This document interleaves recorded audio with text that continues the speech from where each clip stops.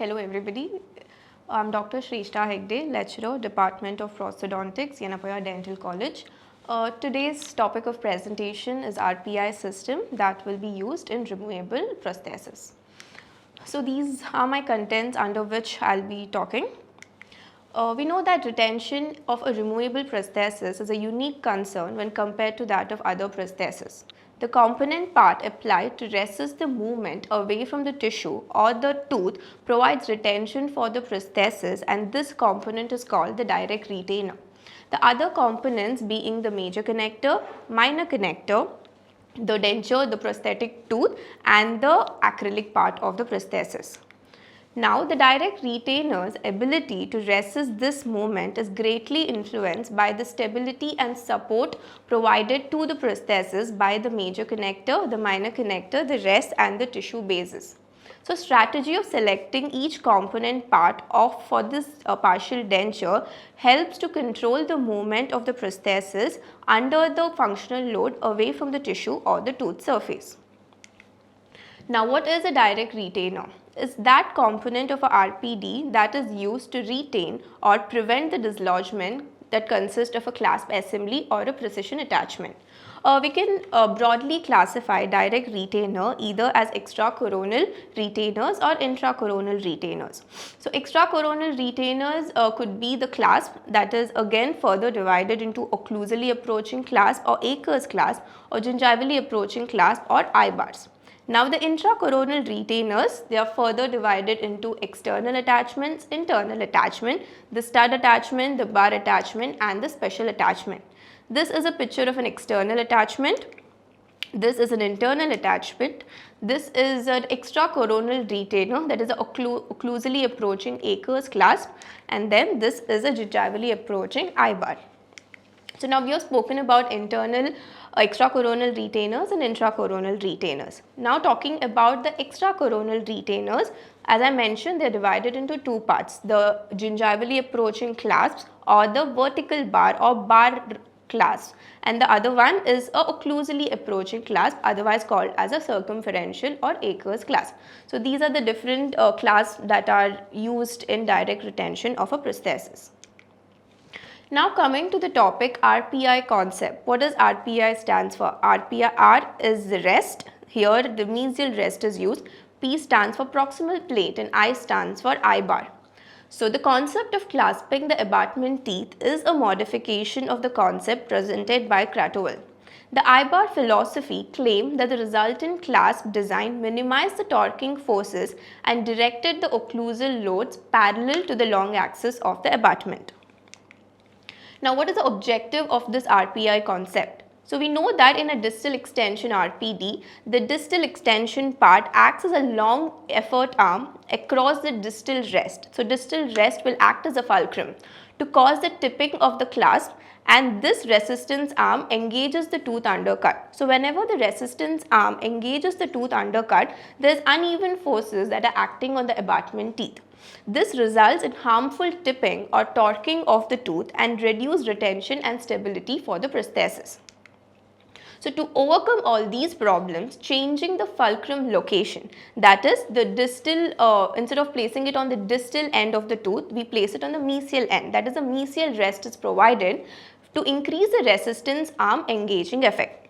So, here is a video that will show how the mesial arm is better, mesial rest arm is better than the distal arm. So, as we can see in the video here, when the rest is placed on the mesial aspect of the tooth and then there is occlusal forces acting on the distal extension of RPD, the saddle is pressed down. When the saddle is pressed down, there is disengagement of there is torquing of the prosthesis around the fulcrum, that is the mesial rest. This causes disengagement from the tooth surface. That's why there is no uneven forces that can be that is taken by the abutment teeth. Now, coming to each component of RPI system, that is a mesial rest, a distal proximal plate and eye bar retentive element. Talking about the mesial rest, the abutment tooth contains a mesio-occlusal rest with the minor connector placed into the mesio-lingual embrasure but not contacting the adjacent tooth. What is the main function of a rest? To provide vertical support against occlusal forces. I did explain why do we have to give a mesial rest over the distal rest. Let me explain it in a better way. In distal extension cases, the most distal rests are placed on the mesial aspect of the abutment teeth and not on the distal aspect.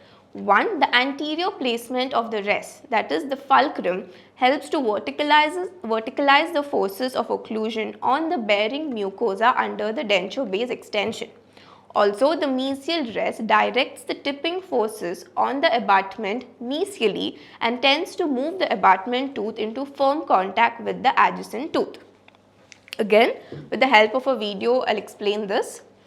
We have a distal extension case here. There is the prosthetic part. So, when the rest is placed on the distal aspect of the tooth, we can see that the tipping of the tooth occurs. That is, there's occlusal forces acting on the distal extension base. Then there is rotation of the prosthesis that causes uneven forces acting on the abutment that will further cause the tipping of the abutment teeth. So now we move the distal rest to the mesial aspect of the abutment. And then the stresses acting on the abutment causes the rotation of the prosthesis, and thus the tipping is towards the abutment teeth. So the adjacent teeth and the abutment teeth can tolerate these forces better. So this is why the mesial rest is better than the distal rest. Coming to the second component of the RPI system, which is a proximal plate. So the parallel guide planes are prepared on all the proximal surfaces adjacent to the edentulous space. So the proximal plate used in a RPI system covers the guide plane from the marginal ridge of the tooth tissue junction. As you can see in the picture, the proximal rest extends from the tooth tissue junction up to the occlusal aspect and then on to the attached gingiva for about 2 millimeters. Coming to the functions of a proximal plate. It improvises the stability of the prosthesis, it reunites and stabilizes remaining teeth within the dental arch, it improves the retentive features by limiting or defining the path of insertion and removal.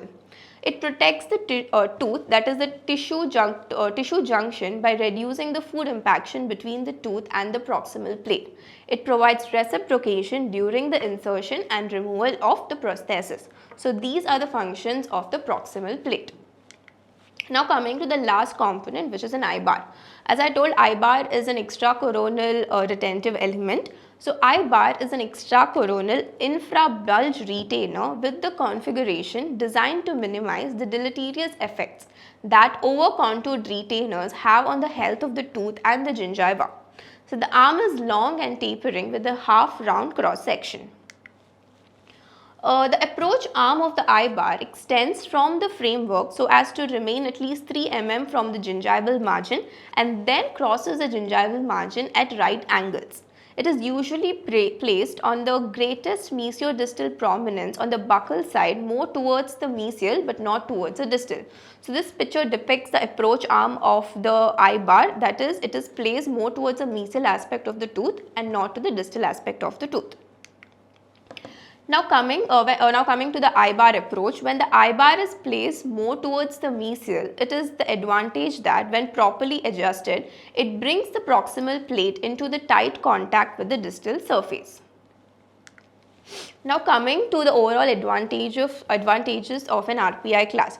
So the vertical masticatory force on the distal extension base causes the I-bar to move mesiogingivally away from the tooth and the proximal plate to move further into the undercut of the tooth. Thus, the both I-bar and the proximal plate disengages from the abutment teeth, thereby reducing the torquing of the tooth. This concept was explained in the video which was showed in the previous slides. Now talking about the mesial minor connector, together with the proximal plate, provides the necessary reciprocation and eliminate the need for the lingual arm. The RPI clasp contacts the tooth minimally and is advantageous in a caries-prone patients. Usually it is more aesthetic than any other occlusally approaching clasps. Coming to the indications, it's most commonly used in Kennedy's class 1 situation where we have a distal extension cases where the denture retention depends mainly on the tissue surface.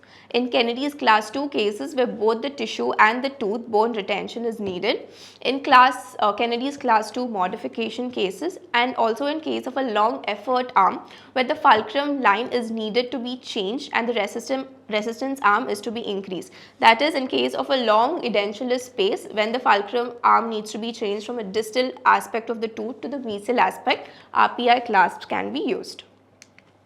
Coming to the contraindications of RPI clasp. Insufficient depth of the vestibule to permit the approach arm of eye bar to be located at least 3 mm. So whenever we do not have enough of sulcus space, we don't have space for the approach arm of the eye bar, it is a contraindication for RPI clasp. Tooth with a severe lingual tilt and no labial or buccal undercut is present. Tissue undercut so severe that the approach arm of the eye bar would be too far away from the tissue, and this can act as a food entrapment and cause irritation to the mucosa. Teeth in which there is severely flared labial or buccal contours. Tooth which has only a distobuccal retention and does not require a restoration. Mouth with a high floor in which lingual plate is to be used on the lingual surface of the abutment teeth. These are certain contraindications for RPI clasp. Coming to the end of the presentation, RPI concept is basically on the principle of stress control with minimal tooth and gingival coverage. Stress control is that the abutment teeth do not take up uneven stresses because of the mesial rest that is present, and minimal tooth and gingival coverage is reciprocated by the eye bar, which causes very minimal tooth and tissue coverage. So RPI system not only ensures stability with the mesial rest but also great flexibility and support through the proximal plate and the eye bar. Thank you. So these are my references.